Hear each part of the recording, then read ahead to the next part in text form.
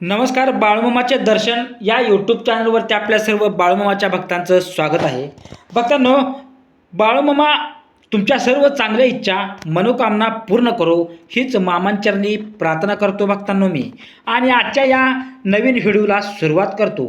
महादेवाची कृपा मिळवण्यासाठी भक्तांनो, आपले शिवभक्त वर्षभर ज्या दिवसाच्या आतुरतेने वाट बघत असतात तो दिवस म्हणजे महाशिवरात्री.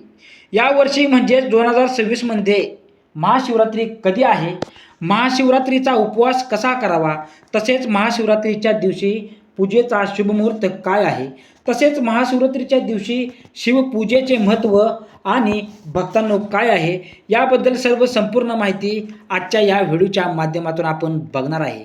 त्यामुळे भक्तांनो, तुम्ही हा व्हिडिओ शेवटपर्यंत नक्की बघा आणि चॅनलवरती नवीन आजचीला तर सबस्क्राईब करून बेलाईकचं बटन दाबा भक्तांनो. आणि व्हिडिओला एक लाईक करून भक्तांनो कमेंटमध्ये भगवान भोलेनाथाची कृपा आशीर्वाद तुमच्यावरती आणि तुमच्या कुटुंबावरती सदैव राहावा असे वाटत असेल तर ओम नमः शिवाय असे कमेंटच्या माध्यमातून तुम्ही मला सांगा, मला कळवा. तसेच बाजूला बेल आयकॉनलाही प्रेस करा भक्तांनो. ठीक आहे, तर पाहूया चला चांग भलं बाळूमामाच्या नावानं चांग भलं. महाशिवरात्री म्हणजे काय?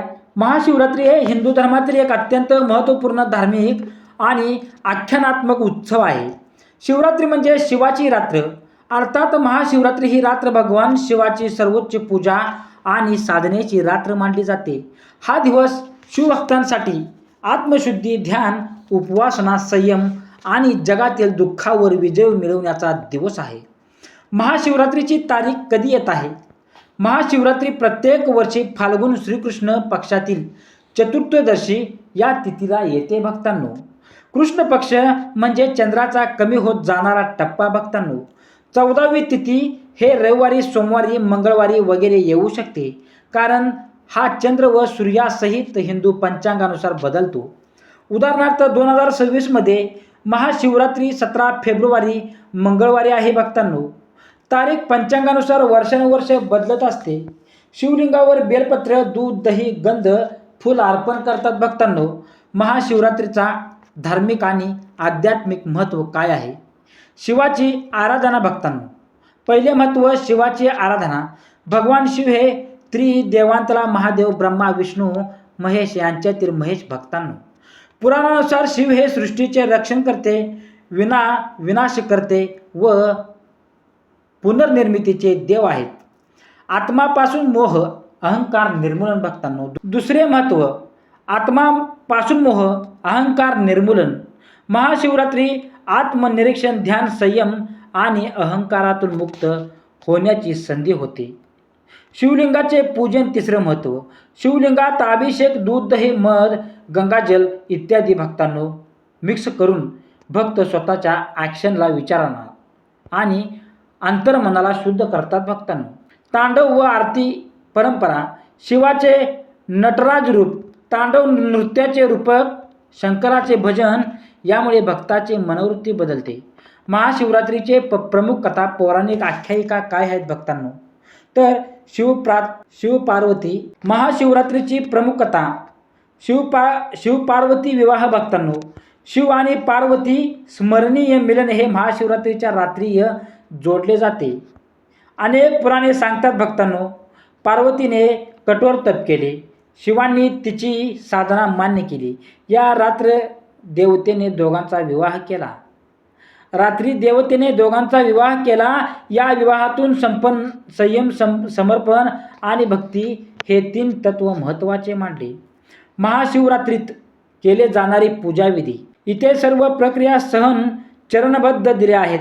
सकाळी उठणे. प्रातःकाल उठून भक्तांनो शुद्ध मन स्नान करा. 5वे महत्त्व महाशिवरात्रीत केले जाणारी पूजाविधी. इथे सर्व प्रक्रिया चरणबद्ध दिल्या आहेत. पहिली महत्त्व म्हणजे काय आहे भक्तांनो? पहिली विधी काय आहे? तर सकाळी उठायचं आहे. प्रातःकाल उठून शुद्ध स्नान करा. शिवपूजन पूर्वी शुद्ध शरीर व मन आवश्यक आहे, लक्षात ठेवा. पूजनासाठी आवश्यक वस्तू. पूजा करायला वाढीव महत्त्वाची वस्तू भक्तांनो, शिवलिंग किंवा शिवप्रतिमा, शुद्ध दीप, बेलपत्र, जल, गंगाजल, दूध, दही, मध, शहदा, फुले, विशेषतः बेल, धतुरा, ढोक अक्षदा भक्तांनो, तांदूळ, कस्तुरी, चंदन, नैवेद्य, फळांचा प्रसाद आपल्याला घेतला तरी चालतो. भजन, आरती सामग्री. ध्येयासाठी मंत्र जपेची माला भक्तांनो. ध्येयासाठी मंत्र तुम्हाला म्हणायचा आहे, जपेची माला भक्तांनो. तिसरी विधी काय आहे तर शुभ समय मुहूर्त काय आहे भक्तांनो. पंचांगानुसार रात्रभर महाशिवरात्रीचे मुख्य पूजा, चतुर्थ दिवशी तिथे संध्याकाळी प्रारंभ, रात्रभर जागरण, जप, ध्यान उत्तम आहे भक्तांनो. उपासना आणि विधी काय अशा पद्धतीने करायचे आहे. अभिषेक विधी शिवलिंगावर क्रमाने भक्तांनो करावे. क्रमाने करायचे आहे. गंगाजल, दूध, दही, शहदा, मध, घृण, बेलपत्र, अक्षदा. अभिषेकानंतर गंध, धूप, दीप, उत्सवादी. तर मंत्र जप व ध्यान कशा पद्धतीने करायचं आहे. महान मंत्र कोणता आपल्याला बोलायचा आहे तर ओम नमः शिवाय. ओम नमः शिवाय या पंचाक्षरी मंत्राचा जप शांततेसाठी अत्यंत प्रभावी आहे, लक्षात ठेवा. जप भक्तांनो 108 ते 216, 1080 इत्यादी गणनांनी करतात भक्तांनो. तुम्ही कमीत कमी 108 वेळा जरी केला तर चालतो भक्तांनो. उपासनेचा प्रमुख भाग कसा करावा. उपवास भक्तांनो कसा करावा. पूर्ण उपवास, रात्रभर काही खाणे नाही किंवा अर्धा उपवास, फळे व दूध. काही भक्त फक्त फलाहार घेतात. उपवासानंतर आरती पूजा पूर्ण केल्यानंतर शुभ मुहूर्तावर अन्न ग्रहण करतात भक्तांनो. तसेच भक्तांनो, महाशिवरात्रीचा हा दिवस हा धार्मिकदृष्ट्या अतिशय महत्त्वाचा मानला जातो. या दिवशी महादेव व पार्वती देवी यांचा विवाह सोहळा संपन्न झाल्याची कथा असल्याचे या दिवशी विशेष महत्त्व मानले जाते भक्तांनो. तसेच या दिवसाला भक्तांनो महादेवाची पूजा, उपवास आणि रात्रभर जागरण करणाऱ्याला विशेष महत्त्व आहे. दरवर्षी भक्तांनो फाल्गुन महिन्यात येणारी महाशिवरात्री शिवभक्तांसाठी केवळ धार्मिक सण नसून आध्यात्मिक साधनेचा दिवस मानला जातो. अनेक जण भक्तांनो या दिवशी उपवास, जप, ध्यान आणि शिवाची पूजा करतात. तसेच भक्तांनो पुराणकथेनुसार महाशिवरात्रीच्या दिवशी भगवान शंकर आणि माता पार्वती यांचा विवाह झाला होता. त्यामुळे हा दिवस अत्यंत चांगला शुभ मुहूर्तावर मानला जातो. शुभ मुहूर्तासाठी पण चांगला आहे भक्तांनो. शिवभक्तांसाठी हा दिवस शुद्ध श्रद्धा, संयम आणि भक्तीचे प्रतीक आहे. महाशिवरात्रीला देशभरातील शिवमंदिरामध्ये विशेष सजावट केली जाते भक्तांनो. महाशिवरात्री हा सण चंद्राच्या तिथीनुसार साजरा केला जातो. फाल्गुन महिन्यातील कृष्ण पक्षातील चतुर्थी दिवशी हा महाशिवरात्री मानली जाते भक्तांनो. 2026 मध्ये ही चतुर्थी तिथी 15 फेब्रुवारी रोजी सायंकाळी 5:04 सुरू होत आहे आणि 16 फेब्रुवारी रोजी सायंकाळी 5:34 संपणार आहे भक्तांनो. मात्र हिंदू परंपरेत उदय तिथीला प्राधान्य दिले जात असल्याने भक्तांनो महाशिवरात्री 15 फेब्रुवारी 2026 रविवारी रोजीच साजरी केली जाणार आहे. यामुळे उपवास, पूजा आणि जागरण हे सर्व विधी 15 तारखेलाच केले जातील. तसेच भक्तांनो महाशिवरात्रीच्या दिवशी सकाळी तुम्हाला लवकर उठून आंघोळ करून स्वच्छ कपडे घालायचे आहेत. शक्य असल्यास पांढऱ्या रंगाचे वस्त्र घालावे. ठीक आहे भक्तांनो. घरातील देवघरात शिवलिंगावर जलाभिषेक करून भस्म लावायचा आहे आपल्याला आणि बेलार्पण करावे. ओम नमः शिवाय या मंत्राचा किमान 1 माळ जप करावा. दिवसभर उपवास ठेवून वेळ मिळेल तेव्हा शिवस्मरण करावे. सायंकाळी भक्तांनो प्रदोष काळात पुन्हा शिवपूजा करायची आहे आपल्याला. घरात चौरंगावर वस्त्र अंथरून शिवलिंगाची स्थापना करून अभिषेक करावा. त्यानंतर शिवरात्रीची कथा वाचावी, आरती करावी आणि रात्रभर शक्य असल्यास जागरण राहावे. दुसऱ्या दिवशी सकाळी महादेवाची पूजा करून उपवास सोडायचा आहे आपल्याला भक्तांनो. महाशिवरात्री हा केवळ सण नसून आत्मशुद्धी, भक्ती आणि श्रद्धेचा दिवस मानला जातो. या दिवशी श्रद्धेने केलेली पूजा आणि व्रत महादेव निश्चितच स्वीकारतात असा भक्तांचा विश्वास आहे भक्तांनो. शिवलिंगावर जल, दूध, बेलपत्र अर्पण करण्यासाठी पहाटेपासूनच भाविकांची गर्दी उसळते. अनेक भक्त या दिवशी संपूर्ण दिवस उपवास करून रात्री शिवपूजा करतात भक्तांनो. महाशिवरात्रीचे भक्तांनो रात्रीचे महत्त्व काय आहे तर रात्रभर जागरण शिवनामाचा जप, ध्यान आणि आरती साधना हे सर्व अहंकार, मृत्यू आणि अध्यानात आत्मज्ञान प्रतीची घोतक आहे लक्षात ठेवा. वातावरण तयार करतं चांगलं. कृतज्ञता आणि परिणाम काय होतो? महाशिवरात्रीचा उपवास आणि साधना केल्याने ज्यांना असा अनुभव सांगतात भक्तांनो, भक्त मन शांत होते, आत्मविश्वास वाढतो, नकारात्मकता कमी होते, घरातील व्यक्तींचे भक्तिभाव दृढ होतो, जीवनात समत्व भाव येतो. बाळूमामांच्या दृष्टिकोनातून भक्तांनो, लोक परंपरागत विचार काय आहेत? बाळूमामा हा महाराष्ट्रातच खूप प्रसिद्ध लोकदेव. शिवाची संबंधित पूजा, भारताचं येणं, गावातील उत्सव, हे स्तोत्र, भजन, फकिरी परंपरा यासारख्या गोष्टी बाळूमामांच्या कथामध्ये दिसतात. जीवात शांती येते. उपवास, जप व श्रद्धा हे जीवनातले सत्य. ऐकून विश्वास ठेव, यावर विश्वास ठेव, यावर भर दे. भक्तांनो, माझ्या बाळांनो, असे बाळूमामा आपल्याला सांगत होते. लोकमतेनुसार महाशिवरात्रीची पूजा समृद्धी, आरोग्य व समृद्धीची दृष्टीने अतिशय कल्याणकारी असते. पूजनानंतर काय करायचं आहे? प्रसाद वाटणे, गरिबांना भोजन देणे, भावंडांना शुभेच्छा देणे, भजन कीर्तन तुम्हाला त्या दिवशी म्हणायचं आहे. निषेध, नियम आणि संरक्षण काय सांगतात? तुम्हाला कोणत्या गोष्टी करायच्या नाहीत? मद्यपान, झगडा, भांडण, वादविवाद या दिवशी टाळायचा आहे. उपवासादरम्यान संयम बाळगा, शांत ध्यान, विश्वास ठेवा. सामान्य विचारले जाणारे प्रश्न काय आहेत भक्तांनो? उपवास ठेवणे आवश्यक आहे का? उपवास ठेवणे आवश्यक आहे का? धार्मिकदृष्ट्या शुभ आरोग्य परिस्थिती बघून आपल्याला योग्य पद्धत निवडा. रात्री किती वेळेपर्यंत पूजा करावी भक्तांनो? रात्रभर जागरण आणि ध्यान उत्तम, पण रात्री भक्तांनो 12 नंतर आहार करू शकता. मंत्र किती वेळा जपावा? 108 वेळा किंवा 216 वेळा भक्तांनो हा मंत्र तुम्हाला जप करायचा आहे.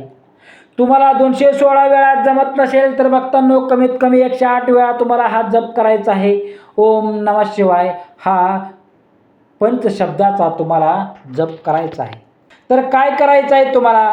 प्रताशुद्ध स्नान, शिवलिंग पूजा करायची आहे, बेलपत्र व अभिषेक, मंत्र जप करायचा आहे. उपवास, रात्रभर जागरण, श्रद्धेने आरती करायची आहे. प्रसाद वाटप व सेवा तुम्हाला करायची आहे. भक्तांनो, महाशिवरात्रीच्या रात्री शिवपूजेला विशेष महत्त्व असते. या दिवशी प्रदोष काळात भक्तांनो पूजा करणे शुभ मानले जाते. महाशिवरात्रीच्या पूजेचा मुहूर्त हा 15 फेब्रुवारी रोजी रविवारी सायंकाळी 6:11 पासून ते रात्री 9:12 पर्यंत असणार आहे भक्तांनो. आणि दुसरा शुभ मुहूर्त हा रात्री 9:23 ते मध्यरात्री 12:34 पर्यंत 100% आहे. या काळात शिवलिंगाचा अभिषेक भक्तांनो मंत्र जप आणि आरती केल्यास विशेष पुण्यफळ मिळते, अशी शुद्ध आहे लक्षात ठेवा. महाशिवरात्रीच्या नावातच रात्र हा शब्द असल्याने या दिवशी रात्रीची पूजा विशेष फलदायी मानली जाणार आहे. या वेळेत शिवलिंगावर अभिषेक करून भक्तांनो नमः शिवाय मंत्राचा जप केल्यास मानसिक शांती आणि इच्छापूर्ती मिळते, अशी श्रद्धा आहे. धार्मिक मान्यतेनुसार या रात्री भगवान शंकर ध्यानस्थ अवस्थेत असतात. यामुळे या काळात केलेली पूजा, मंत्र जप आणि शिवस्मरण लवकर फल देणारे ठरते, असे म्हटले जाते. म्हणूनच भक्तांनो अनेक भक्त या दिवशी रात्रभर जागरण करतात. त्यामुळे त्यांना शिवपूजेचे संपूर्ण फळ प्राप्त होते.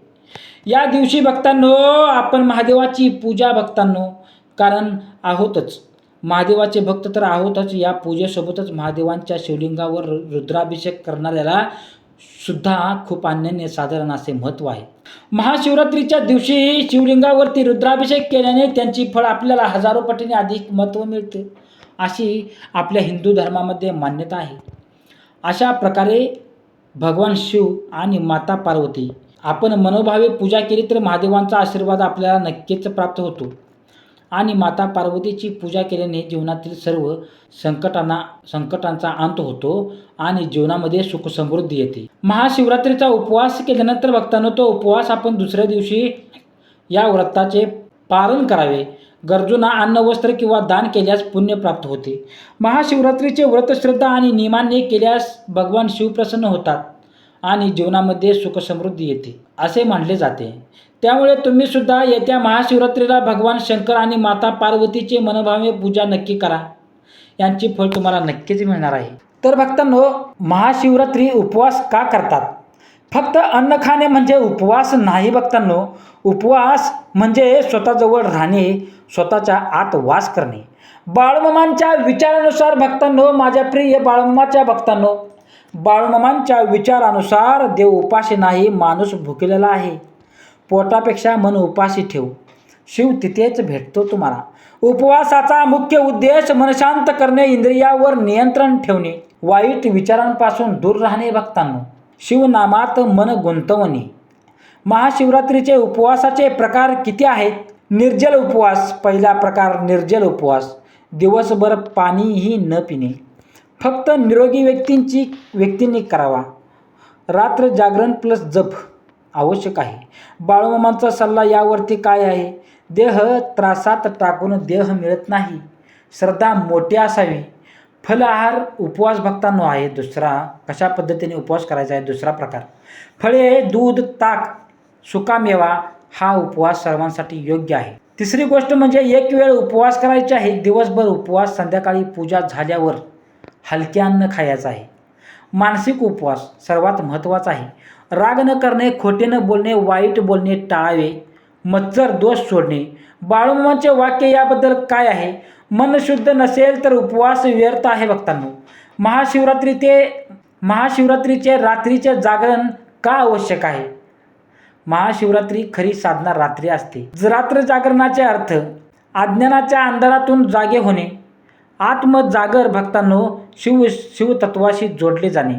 रात्रभर काय करावे? ओम नमः शिवाय तुम्हाला जप करायचा आहे, शिवपुराण कथा ऐकायच्या आहेत, भजन कीर्तन तुम्हाला ऐकायचे आहेत, शांत ध्यान तुम्हाला करायचं आहे भक्तांनो. 4 प्रहर पूजा सविस्तर माहिती. महाशिवरात्रीला 4 प्रहरात शिवपूजा केली जाते भक्तांनो.